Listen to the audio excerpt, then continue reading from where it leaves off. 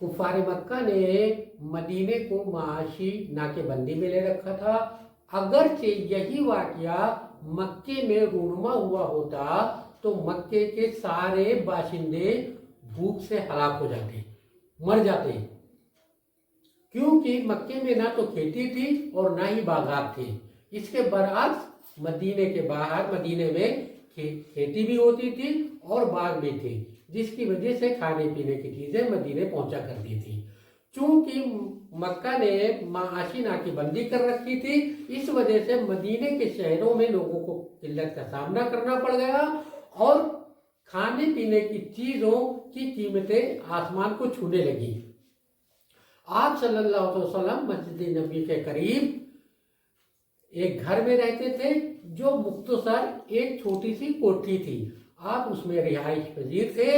आप सल्लल्लाहु अलैहि वसल्लम को अफसोस था कि कुफार मक्का ने माशी नाकेबंदी कर रखी है, और आप सल्लल्लाहु अलैहि वसल्लम को यह भी एहसास था कि फकत मेरी दुश्मनी की वजह से कुफार मक्का ने मदीने के सारे बाशिंदों को भूखा रखने की सजा दी है।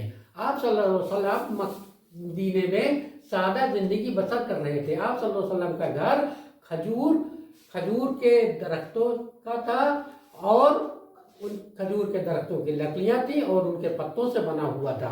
आप सल्लल्लाहु अलैहि वसल्लम के घर में कोई राहगीर न झांके कि अहले खाना की बेपर्दगी हो, इस वजह से तनों पर खाल चढ़ा दी गई थी।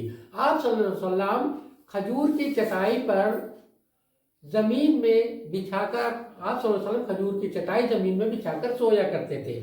आप सल्लल्लाहु अलैहि वसल्लम की खुराक कभी खजूर कभी गेहूं की रोटी हुआ करती थी।